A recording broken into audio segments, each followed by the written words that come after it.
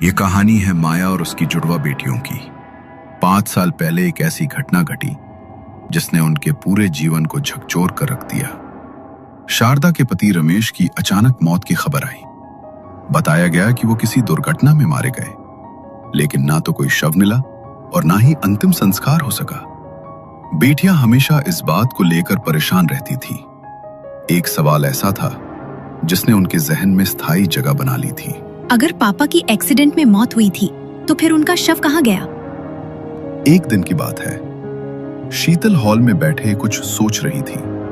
तभी उसकी माँ वहां पर आ जाती है और शीतल माँ से पूछती है, माँ, पापा को गए 5 साल हो गए, लेकिन आज भी ऐसा लगता है जैसे उनकी मौत के पीछे कोई बड़ा रहस्य छुपा है। आखिर क्या हुआ था उनके साथ? तुम हमें बताती क्यों नहीं हो माँ? हर समय सोचती रहती हूँ कि हमसे कहीं कुछ छुपाया तो नहीं जा रहा। अब मेरा मन ये मानने को तैयार ही नहीं होता कि पापा इस दुनिया में नहीं रहे। ऐसा लगता है जैसे वो अभी दरवाजे से आ जाएंगे। बेटा, मन वही मानता है जो उसे अच्छा लगता है, पर जिंदगी में हर सच मीठा नहीं होता। कुछ बातें ऐसी होती है जो वक्त आने पर ही बताई जाती हैं। अब ये सब छोड़, तेरा टिफिन रखा है, कॉलेज पहुंचकर एक मैसेज कर देना। बस इतना कि ठीक से पहुंच गई। अपने पिता की मृत्यु की बात को लेकर शीतल का मन हमेशा बेचैन सा रहता था। वो अनामिका के साथ कॉलेज गई, लेकिन जब घर आई तब भी उसके दिमाग में यही सब बातें घूम रही थी। इसी वजह से उसे रात को ठीक से नींद भी नहीं आ रही थी। रात के लगभग 12 बजे होंगे, तभी किचन से किसी के चलने फिरने की आवाज आई। इतनी रात को किचन में कौन है? माँ तो सो गई थी, अनामिका भी यही है। शीतल के इतना कहते ही कुछ देर के लिए खामोशी छा गई, लेकिन तभी वही खटपट की आवाज फिर से आने लगी। वो चौंक गई, धीरे धीरे बिस्तर से उठी और दबे पांव किचन की तरफ बढ़ी। अंधेरे में सिर्फ उसकी धड़कनों की आवाज साथ चल रही थी। जैसे ही उसने किचन के पास पहुंचकर झांका, उसे परछाई मेन गेट की तरफ बढ़ती दिखाई दी। कौन हो सकता है ये? डरते डरते वो दरवाजे की ओर बढ़ी और झांक कर देखा तो सामने उसकी माँ अपने हाथों में एक थाली लिए बाहर जा रही थी। थाली को काले कपड़े से ढक रखा था, लेकिन जैसे ही शीतल ने ध्यान से देखा, उसकी आंखें चौड़ी हो गई। उस थाली से खून की बूंदें टपक रही थी, जो फर्श पर गिरते ही फैल रही थी। ये खून है, लेकिन माँ क्यों? थाली में क्या है? ये तो कुछ और ही है। डर के मारे उसका शरीर पीछे को झटका खा गया। सांसें तेज हो गई। वो खुद को दीवार से सटाकर झुक गई और सांस रोक ली। शीतल छुप कर देख रही थी। माँ उस थाली को संभाले बिना एक शब्द बोले धीरे धीरे बाहर निकली और बेहद सावधानी से दरवाजा बंद कर दिया। माँ, इतनी रात को, वो भी खून टपकती थाली लेकर कहाँ जा रही है? ये कोई साधारण बात नहीं है। कुछ तो है, कुछ बहुत गड़बड़ है। क्या ऐसा कुछ है जो माँ सालों से हमसे छुपा रही है? वरना कौन माँ अपने ही बच्चों से छिपकर आधी रात को ऐसे किसी अंधे रास्ते पे निकलेगी, और वो भी एक खून से भरी थाली के साथ? पता नहीं क्यों, लेकिन मेरा दिल कह रहा है ये सब पापा की मौत से जुड़ा है। हाँ, यही है। अब और नहीं, मुझे सच जानना ही होगा। शीतल ने तुरंत अपना स्कार्फ सिर पर ओढ़ा, चेहरे को ढका और दबे पांव घर से बाहर निकल गई। गली में दूर तक सन्नाटा पसरा हुआ था। सिर्फ कुत्तों की हल्की भौंक सुनाई दे रही थी। उसने देखा उसकी माँ अगले मोड़ तक पहुंच चुकी थी। शीतल ने अंधेरे में खुद को दीवारों से चिपकाकर छिपते छिपाते उसका पीछा शुरू किया। हर कदम पर उसका दिल धड़क रहा था। गांव की कच्ची सड़कों से होती हुई उसकी माँ अब पुराने खंडहर की ओर बढ़ रही थी। आखिर माँ खंडहर की तरफ क्यों जा रही है? आधी रात, खून टपकती थाली और अब ये खंडहर, ये सब कुछ बहुत डरावना है। लेकिन ऐसा क्या है वहाँ पर? शीतल खंडहर के पास एक सूखे पेड़ के पीछे चुपचाप छिपकर खड़ी हो गई। उसने देखा उसकी मां ने जो थाली अपने हाथों में पकड़ी हुई थी उसे लेकर वो खंडहर के जंग लगे दरवाजे के पास पहुंची। फिर उसने दरवाजा धीरे से थोड़ा सा खोला और थाली को अंदर सरका दिया। थाली जमीन पर खिसकती हुई भीतर गई। उसके बाद मां ने दरवाजा जल्दी से बंद किया और तेज कदमों से बिना पीछे देखे वहां से निकल गई। ये माँ ने क्या किया? थाली अंदर किसके लिए सरकाई? अब तो मुझे पूरा यकीन हो गया है, माँ हमसे कुछ बहुत बड़ा छुपा रही है। ये कोई आम बात नहीं है। मुझे अंदर जाना ही होगा, मुझे खुद देखना होगा सच क्या है। शीतल ने गहरी सांस ली और हिम्मत जुटाकर खंडहर का दरवाजा धीरे से खोला। जैसे ही वो अंदर दाखिल हुई, एक तेज सड़ी हुई बदबू ने उसका दम घोट दिया। कमरे में लाशों की गंध पसरी हुई थी। उसका सिर चकराने लगा, आंखें जलने लगी। वो एक पल को रुकी, कुछ समझ ही नहीं पा रही थी। और तभी खंडहर के अंदर से एक अजीब गहराई से आती डरावनी आवाज गूंजी। शीतल का दिल जोर से धड़कने लगा। आंखें कुछ देख नहीं पा रही थी, लेकिन उसे महसूस हुआ कि कुछ भारी सा उसकी तरफ बहुत तेजी से आ रहा है।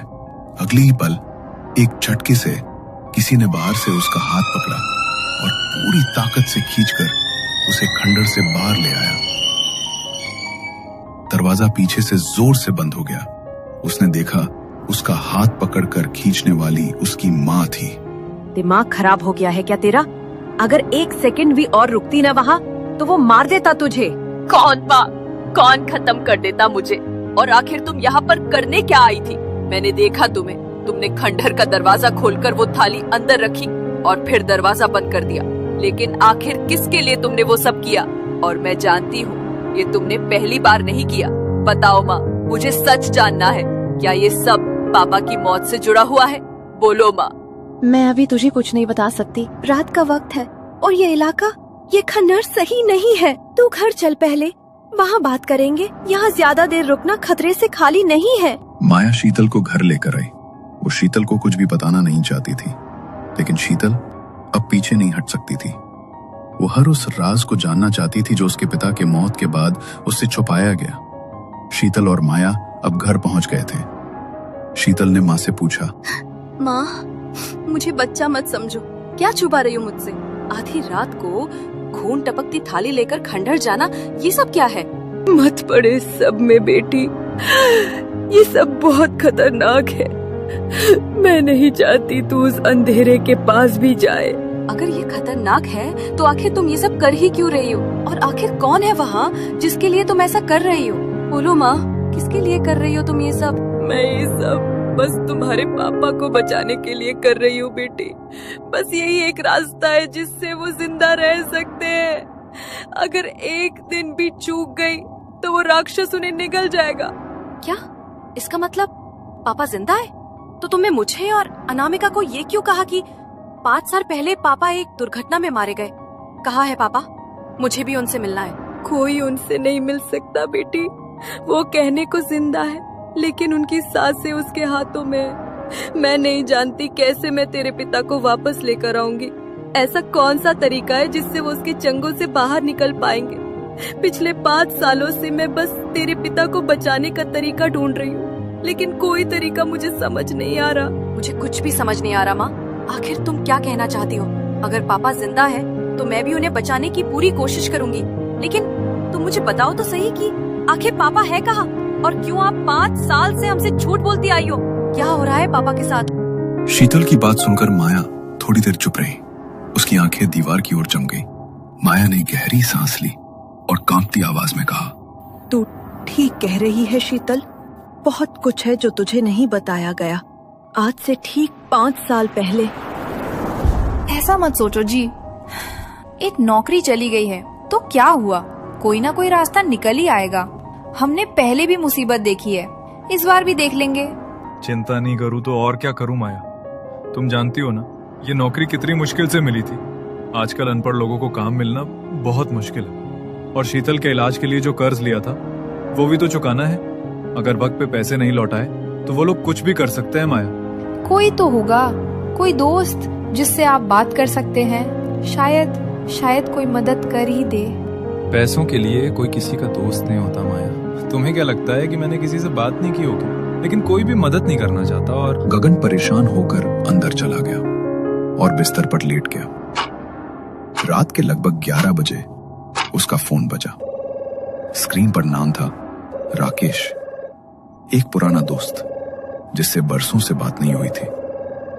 अरे इतनी रात गई है, मुझे क्यों फोन कर रहा है? हेलो, कैसा है राकेश? सब कुछ ठीक तो है ना? रात के इस पहर तूने फोन किया? हाँ सब ठीक है, लेकिन सुना है तू मुश्किल में है। पैसे तो नहीं है मेरे पास, लेकिन एक तरीका है जिससे तेरी ये मुसीबत चुटकी में खत्म हो सकती है। क्या? ऐसा कौन सा तरीका है? कहीं तू मुझे किसी गलत काम को करने के लिए तो नहीं कह रहा? अरे नहीं रे, कोई गलत काम नहीं है। तू कल सुबह मेरे घर आ जा, मैं तुझे सब बताता हूँ। ठीक है, कल सुबह आता हूँ, बाय। पूरी रात गगन यही सोचता रहा कि ऐसा कौन सा तरीका है जिससे उसकी सारी मुसीबतें एक चुटकी में हल हो जाएंगी। और अगली सुबह वो उठकर राकेश के घर पहुंचा। आजा गगन, बैठ, मैं तेरा ही इंतजार कर रहा था। अच्छा अब तो बता, तू कैसे मेरी मदद कर सकता है? मतलब ऐसा क्या है जिससे मेरी सारी मुश्किलें हल हो जाएंगी? मेरे ऊपर 5 लाख रुपए का कर्ज है, वो उतर पाएगा ना? हाँ उतर जाएगा, लेकिन तेरे पास सिर्फ एक मौका होगा उससे कुछ भी मांगने का। मैंने उससे अपनी पत्नी की जान मांगी थी, याद है? जब कोमल को जानलेवा बीमारी हो गई थी, उसी ने उसे ठीक किया था। रुक, ये तू किसके बारे में बात कर रहा है? किसने पूरी की तेरी वो इच्छा? देख भाई, कुछ चीजें ऐसी होती हैं जो भगवान भी नहीं दे सकता, लेकिन इस दुनिया में कुछ शक्तियां ऐसी हैं जो नामुमकिन को मुमकिन बना सकती हैं। पिछले साल मैं एक तांत्रिक के पास गया था, वहाँ मैंने एक सौदा किया था। वो कोई इंसान नहीं था, ना कोई तांत्रिक। मैंने एक राक्षस से सौदा किया था गगन। वो मेरी एक इच्छा पूरी कर सकता था और उसने कर दी। मेरे पास अभी भी वो है, तू उसे ले जा और अपनी एक इच्छा पूरी कर ले। राक्षस? राकेश, तो तू मजाक तो नहीं कर रहा ना? नहीं नहीं, ये कोई मजाक नहीं है और इसमें कोई खतरा भी नहीं है, तू चिंता मत कर। बस उसे ऐसी जगह रखना जहाँ कोई आता जाता ना हो और तुम्हारे अलावा उसे कोई छू ना पाए। ठीक है, मैं ध्यान रखूंगा। राकेश गगन को अपने घर के अंदरूनी कमरे में लेकर गया, जहां गहरा अंधेरा पसरा हुआ था। उसने अपने फोन की टॉर्च जलाई और एक पुरानी संदूक खोली जिस पर धूल जमी हुई थी। उस संदूक के भीतर काले कपड़े से ढका एक कलश था। राकेश ने वो कलश उठाया और गगन की ओर बढ़ाते हुए कहा, आज से मैं इसे तुम्हें सौंप रहा हूँ, अब तुम इसकी इच्छा पूरी करना। गगन, तुम इसे स्वीकार करो। क्या तुम अपने मन से इसे स्वीकार करते हो? हाँ, मैं अपने मन से इसे स्वीकार करता हूँ। गगन ने वो कलश लिया और उसे अपने झोले में रखकर वहां से निकल गया। लेकिन जैसे ही वो राकेश के घर से निकला तो राकेश के चेहरे पर एक शैतानी हंसी छा गई। मैंने तुम्हें बचा लिया कोमल। मैंने तुम्हें बचा लिया। अब गगन ने उसे स्वीकार कर लिया है। अब तुम वापस जिंदा हो जाओगी।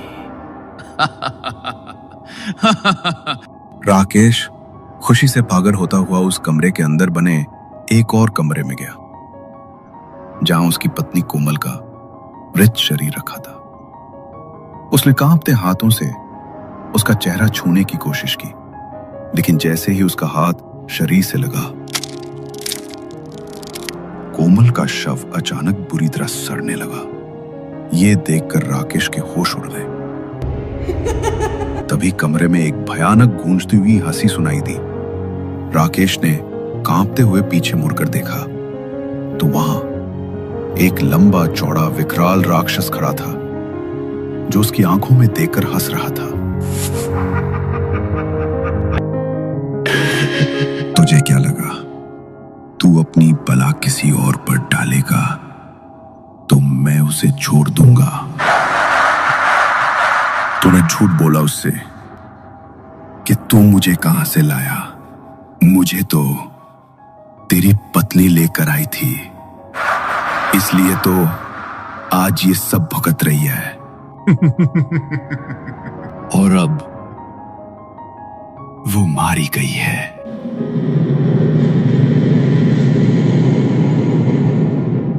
अब उसका भुगतना भी खत्म हो गया। लेकिन तुमने तो कहा था कि अगर कोई तुम्हें स्वीकार कर लेगा तो तुम मेरी पत्नी को छोड़ दोगे। फिर तुमने उसे क्यों मार डाला? ये तुमने उससे झूठ बोला। अगर वो सच जानता और तब मुझे स्वीकार करता, तब मैं तुम्हारी पत्नी को छोड़ देता। मेरा पहला शिकार मारा गया, पर अब मुझे अपने दूसरे शिकार के पास जाना है। उस राक्षस ने कोमल की तरह ही गगन को भी अपने मौत के चक्रव्यूह में फंसा लिया है। लेकिन क्या गगन इस चक्रव्यूह से कभी बाहर निकल पाएगा? क्या उसकी बेटी उसकी मौत और जीवन के बीच में फंसे राज को जानने के बाद अपने पिता को बचा पाएगी? इतना सब हो गया माँ, और आपने कभी कुछ बताया तक नहीं हमें। मैं जानना चाहती हूँ। जानना नहीं, मैं पापा से मिलना चाहती हूँ माँ। बताइए, कहाँ है मेरे पापा? बेटी, चाहकर भी हम अब उनसे नहीं मिल सकते। वो जिंदा तो है, पर उनका जीवन अब उस राक्षस के हाथों में है। ना हमारे ऊपर 5 साल पहले वो मनहूस घड़ी आती, और ना ही तुम्हारे पापा को राकेश से मदद मांगनी पड़ती। उसी ने तुम्हारे पापा को वो कलश दिया था। उसके बाद जैसे सब कुछ बदल गया बेटी। उस कलश की मनहूसियत हमारे घर पर छा गई। तेरे पापा हम सबको बचाने के लिए उसे लेकर उस खंडहर में चले गए और मेरे नाम सिर्फ एक खत छोड़ गए। इतना कहकर माया कुछ देर तक चुप रही। उसके हाथ कांप रहे थे, जैसे बरसों से दिल में दबी हुई कोई बात आज ज़बान तक आ गई हो। फिर वो धीरे धीरे अलमारी के पास गई। उसने अंदर से एक छोटा सा लिफाफा निकाला। उस पर धुंधले अक्षरों में लिखा था, मेरे जाने के बाद पढ़ना। माया ने वो खत शीतल की ओर बढ़ाया। शीतल अब गगन ने लिखा खत पढ़ रही थी। उस खत में लिखा था, मैं नहीं जानता था माया कि मेरा दोस्त मेरे साथ इतना बड़ा विश्वासघात करेगा। मैं तुम लोगों पर कोई आंच नहीं आने दे सकता, इसलिए खुद का समर्पण करने जा रहा हूं। खंडहर में मैंने वो कलश स्थापित कर दिया है, और मैं जानता हूं कि अब वो राक्षस मुझे खत्म कर देगा, क्योंकि जो भी उसे स्थापित करता है वो उसे अपने साथ लेकर जाता है। अगर कोई अपने मन से उसे स्वीकार कर ले, तभी मेरा पीछा छूट सकता है, लेकिन मैं ऐसा नहीं चाहता। मैं अपनी जान बचाने के लिए किसी और की जान खतरे में नहीं डाल सकता। वो खत पढ़ते ही माया के पैरों तले से जमीन खिसक गई। वो एक तांत्रिक बाबा को जानती थी। वो उसी समय दौड़ती हुई उनके पास पहुंची। उसने तांत्रिक बाबा को रोते हुए सब कह सुनाया। क्या ये तुम क्या कह रही हो? कलश में स्थापित उस राक्षस को काबू करना कोई बच्चों का खेल नहीं है। उससे कोई छुटकारा नहीं पा सकता। वो तुम्हारे पति की बलि लेकर ही जाएगा। ऐसा मत कहिए बाबा। मैंने सुना है इस दुनिया में हर मुश्किल का कोई ना कोई समाधान जरूर है। मेरे पति को बचाने का भी कोई ना कोई रास्ता तो जरूर होगा ना। एक रास्ता है। अगर तुम्हें अपने पति को जीवित रखना है तो हर रात खंडहर में उसके लिए एक बलि लेकर जानी होगी। याद रखना, अगर एक रात भी उसे उसकी बलि नहीं मिली तो वो तुम्हारे पति की आखिरी रात होगी। उसे बलि देती रहोगी तो वो बस तुम्हारे पति को मारेगा नहीं, पर मैं नहीं जानता कि तुम अपने पति को फिर कभी देख पाओगी या नहीं। अगर उन्हें जिंदा रखने का ये एक रास्ता है तो मैं ऐसा ही करूंगी। तब से लेकर आज तक मैं हर रात एक मुर्गे की बलि उसके लिए लेकर जाती हूँ, ताकि उस बलि को स्वीकार करके वो तुम्हारे पिता को नुकसान न पहुंचाए। तुम्हारे पिता पता नहीं किस हालत में है, और वो कौन सा तरीका है जिससे हम उस राक्षस का अंत कर पाएंगे। लेकिन एक उम्मीद है कि शायद हम कभी तो तुम्हारे पिता से मिल सकेंगे। आपने बहुत गलत किया माँ। आपने हमसे ये बात छुपाई। क्या हमें अपने पिता के बारे में जानने का इतना भी अधिकार नहीं था?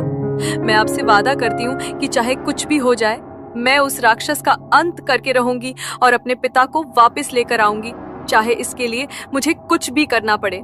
नहीं बेटा, मैं तुझे इस सब में नहीं घसीटना चाहती थी, इसलिए तुझे कभी कुछ नहीं बताया। वो बहुत खतरनाक है, तू ये सब भूल जा मेरी बच्ची। माया अपनी बेटियों को इस सब से दूर रखना चाहती थी, लेकिन अब शीतल बस कैसे भी करके अपने पिता को वापस लाना चाहती थी। वो अक्सर कभी कभी अपने कॉलेज के बाद लाइब्रेरी में रुककर कुछ किताबें पढ़ा करती थी। अगले दिन जब वो अपने कॉलेज गई तो उसने वहां एक किताब ढूंढी जो भूत प्रेतों और ऐसी ही नकारात्मक शक्तियों पर लिखी गई थी।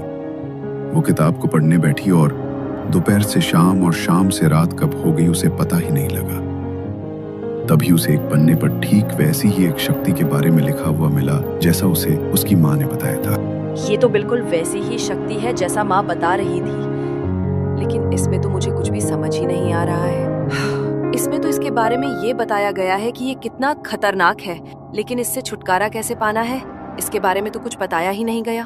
तभी शीतल के साइड वाले बेंच पर जो लड़का अपनी आंखों पर चश्मा लगाए बैठा था, बड़े ही गंभीर स्वर में शीतल की ओर देखते हुए बोला, हेलो, मेरा नाम अमर है। अक्सर आत्माओं और ऐसी शक्तियों के साथ मेरा आमना सामना होता ही रहता है, लेकिन जिस शक्ति के बारे में तुम पढ़ रही हो इससे पीछा छुड़ाना नामुमकिन है। मगर तुम इसे इतना ध्यान से क्यों पढ़ रही हो? इसके बारे में ना ही जानो तो अच्छा होगा। नहीं, मेरे लिए इसके बारे में जानना बहुत जरूरी है। मेरे पिता उस चीज के चंगुल में फंस चुके हैं। मेरी माँ हर रात किसी न किसी की बलि देती है, बस उन्हें जिंदा रखने के लिए। मैं ये सिलसिला हमेशा के लिए बंद करना चाहती हूँ। कोई तो तरीका होगा ना जिससे इसे खत्म किया जा सके। ये बहुत ही शक्तिशाली है, मुझे तो इसे खत्म करने का तरीका नहीं पता, लेकिन कोई सिद्ध पुरुष शायद जानता हो। देखो, बात तुम्हारे पिता की है इसलिए बता रहा हूँ। यहाँ से 200 किलोमीटर दूर आसाम में एक गांव है। वहाँ एक बहुत ही सिद्ध पुरुष रहते हैं, लेकिन वो जगह बहुत अजीब है। बाबा को ढूंढना आसान नहीं होगा, लेकिन अगर एक बार वो मिल गए तो शायद तुम्हें तुम्हारी मुसीबत का हल मिल जाए। लोग कहते हैं वो किसी मुर्दे को भी जिंदा कर सकते हैं, लेकिन ये बातें कितनी सच हैं और कितनी अफवाह ये मैं नहीं कह सकता। उस लड़के ने कागज पर कुछ लिखा और वो कागज शीतल के हाथ में थमा दिया। अगले दिन शीतल अपना बैग उठाकर असम के उसी गांव की ओर निकल पड़ी। पूरा 2 दिन बाद वो वहां पहुंची। गांव में थोड़े ही घर थे, जैसे बस गिने चुने लोग ही रहते हों। किसी से पूछती हूँ, शायद किसी को बाबा के बारे में पता हो। शीतल ने आसपास के लोगों से बाबा के बारे में पूछना शुरू किया। तभी एक औरत सामने आई और धीमी आवाज में बोली, बाबा कब आते हैं कब जाते हैं ये कोई नहीं जानता। बस इतना समझ लो, जो सच में मुसीबत में होता है उन्हें बाबा खुद दिख जाते हैं। कोई पता बता नहीं बताएगा, लेकिन अगर तुझ में सच्ची पीड़ा है तो वो तुझे खुद ही मिलेंगे। रात तक रुक जा, शायद तू उन्हें साधना में कहीं देख पाए। शीतल को उस औरत की बात थोड़ी अजीब लगी, लेकिन बाबा का इंतजार करने के अलावा उसके पास कोई और रास्ता भी नहीं था। वो गांव में एक खाली झोपड़ी में ठहर गई, लेकिन जैसे ही रात हुई शीतल बाबा को ढूंढने निकल पड़ी। करीब 1 घंटे तक वो गांव में भटकती रही, लेकिन कोई नहीं मिला। तभी उसके कानों में किसी के मंत्रों की धीमी आवाज पड़ी। वो आवाज सुनकर शीतल उत्तर दिशा की ओर बढ़ी। वहां एक पुराने बरगद के नीचे कोई बूढ़े बाबा आसन लगाए साधना कर रहे थे। शीतल उनके सामने घुटनों के बल बैठ गई। बाबा ने आंखें नहीं खोली, लेकिन एक धीमी आवाज में कहा, मैं तुम्हारा ही इंतजार कर रहा था। अपने पिता को बचाना चाहती हो ना तुम? हाँ बाबा, मैं अपने पिता को बचाना चाहती हूँ। अब मुझे सिर्फ आप पर भरोसा है। बस मेरे पापा को बचा लीजिए। बाबा ने अपनी आंखें खोली और बड़ी ही गहरी आवाज में बोले, बेटी, वो शक्ति जिसने तेरे पिता को बांध रखा है, वो बिना किसी की स्वेच्छा से दिए गए बलिदान के कभी उन्हें नहीं छोड़ेगी। और ऐसा कोई इंसान नहीं होगा जो खुद चलकर उसका शिकार बनना चाहे। एक व्यक्ति का अपने मन से, पूरी इच्छा से समर्पण ही उसे नष्ट कर सकता है। अपने पिता के लिए मैं समर्पण देने को तैयार हूँ बाबा। मैं अपनी इच्छा से बलिदान दूंगी। बस मेरे पापा को बचा लीजिए। अच्छे से सोच लो बेटी, एक बार वहां गई तो अपना निर्णय बदलने का मौका नहीं मिलेगा, और वहां तुम्हें बहुत तेजी से काम करना होगा। वो जिस कलश में स्थापित है वो उसी के ऊपर बैठा होगा। जिधर से वो तुम पर झपटेगा, समझना वही कलश है। हमें पहले उसे उस जगह से हटाना होगा, तभी वो कलश मिल पाएगा। ठीक है बाबा, मैं तैयार हूँ।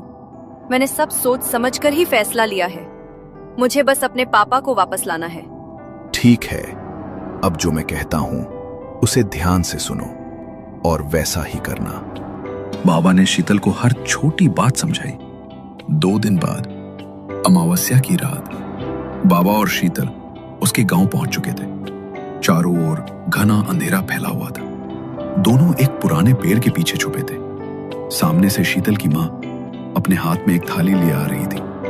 थाली काले कपड़े से ढकी हुई थी, राक्षस के लिए बलि का सामान। उन्होंने खंडहर का दरवाजा हल्के से खोला और वो थाली अंदर सरका दी, जैसे हर रोज करती थी। फिर चुपचाप लौट गई। अब तुम्हारी माँ भी थाली रखकर चली गई है। जो होना था वो अब पूरा हो चुका है। आज की रात राक्षस को लगता है जैसे हर रात की तरह उसे फिर से एक बलि मिलेगी, पर उसे नहीं पता कि आज वो अंतिम बलि होने वाली है। अब यहाँ हमारी क्रिया के समय कोई बीच में नहीं आएगा, ना मानव ना कोई और शक्ति। चलो बेटी, अब समय आ गया है, हमें चलना होगा और वो करना होगा जो इस संसार में कोई नहीं कर पाया। शीतल बाबा के साथ धीरे धीरे आगे बढ़ी। दरवाजा खोलते वक्त एक पल के लिए उसके हाथ कांप उठे, लेकिन अगले ही पल उसने आंखें बंद की, गहरी सांस ली और हिम्मत जुटाकर दरवाजा खोल दिया। वो बाबा के साथ अंदर दाखिल हुई ही थी कि तभी खंडहर में किसी के गुर्राने की आवाज गूंजी। इससे पहले कि वो समझ पाती आवाज किस तरफ से आ रही है, अगर एक ताकत उसकी ओर झपटी। उसी पल बाबा ने जोर से शीतल को धक्का देकर दूर फेंक दिया। बाबा ने अपनी सारी सिद्धियां और शक्तियां झोंक दी उस राक्षस को काबू करने में। जल्दी करो बेटी, वो कलश अभी नहीं मिला तो सब खत्म हो जाएगा। अगर वो राक्षस जाग गया तो हम उसे रोक नहीं पाएंगे। बाबा की आवाज सुनते ही शीतल कलश ढूंढने लगी, लेकिन शीतल समझ ही नहीं पा रही थी कि कलश को किस दिशा में ढूंढे। उसी पल अंधेरे में उसे ठोकर लगी और वो जमीन पर गिर पड़ी। उसका सिर किसी चीज से टकराया। जमीन पर हाथ फेरते हुए उसे वह कलश महसूस हुआ। माथे पर लगी चोट से उसका खून कलश पर लग गया था और कलश के भीतर एक अजीब सा कंपन हो रहा था। तभी बाबा का आवाज आया, हमारे पास ज्यादा समय नहीं है बेटी, जल्दी करो, अग्नि उसकी ओर प्रज्वलित करो और मंत्र पढ़ती हुई उस कलश को उसी अग्नि में फेंक दो। शीतल ने जल्दी से माचिस निकाली, कुछ मंत्र बड़बड़ाते हुए अग्नि राक्षस की ओर फेंकी और कलश को अग्नि में फेंक दिया। शीतल ने बाबा की हर आवाज को ध्यान से सुना और वैसा ही किया। बाबा लगातार मंत्र पढ़ते जा रहे थे। अग्नि में राक्षस का भयानक शरीर जलता हुआ साफ दिखाई दे रहा था।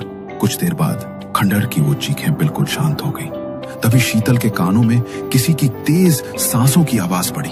उसने माचिस जलाई। खंडहर के कोने में कुछ हिलता हुआ दिखा। वो दौड़कर उस तरफ गई। किसी के ऊपर कीड़े रेंग रहे थे। शीतल ने हाथों से कीड़े हटाए और देखा उसके पिता सांस ले रहे थे। अपने पिता को जिंदा देखकर उसकी आंखों से आंसू बह निकले। वो फूट फूट कर रो पड़ी। उसने बाबा के साथ मिलकर अपने पिता को बाहर निकाला और उनसे लिपट गई। बाबा, अगर आज आप नहीं होते तो मैं शायद कभी अपने पिताजी को उस राक्षस से मुक्त नहीं करवा पाती। मैं नहीं जानती कि किन शब्दों में मैं आपका शुक्रिया अदा करूं। शायद यही विधि का विधान था बेटी, कि मुझे इस प्रकार तुम्हारी सहायता करनी थी। बुराई चाहे कितनी भी मजबूत क्यों ना हो, लेकिन अच्छाई के आगे एक दिन उसे हारना ही पड़ता है। लेकिन बाबा, आपने तो कहा था कि उस राक्षस का अंत तभी हो सकता है जब कोई अपनी स्वेच्छा से किसी के लिए उसे अपना बलिदान करे। लेकिन मैं तो जिंदा हूँ, तो फिर बलिदान? जब तुमने अपने पिता के लिए स्वयं के प्राणों की चिंता नहीं की थी, शायद उसी वक्त तुम्हारा बलिदान स्वीकार हो गया था बेटी। और जब तुम नीचे गिरी और कलश से टकराई, तब तुम्हारा खून उसके ऊपर लग गया था। तभी उसके ऊपर तुम्हारे रक्त का चढ़ावा भी हो गया था और उस कलश ने तुम्हारे रक्त को बलि समझकर उसे स्वीकार कर लिया था। और वैसे भी अपने होते हुए मैं तुम्हें कुछ नहीं होने दे सकता था बेटी। बाबा की बातें सुनकर शीतल की आंखों में आंसू आ गए। उसने बाबा के सामने हाथ जोड़कर उनका बहुत बहुत धन्यवाद किया और पूरे 5 साल बाद अपने पिता को लेकर वो घर पहुंची। उन्हें देखकर सबकी आंखें नम हो गई थी। एक राक्षस के प्रकोप से उसके पिता जिस जिंदगी और मौत के बीच झूल रहे थे, आज बाबा की सिद्धियों और भगवान के आशीर्वाद से वो सही सलामत अपने घर वापस आ गए थे और बाबा ने हमेशा के लिए उस राक्षस का अंत कर दिया था।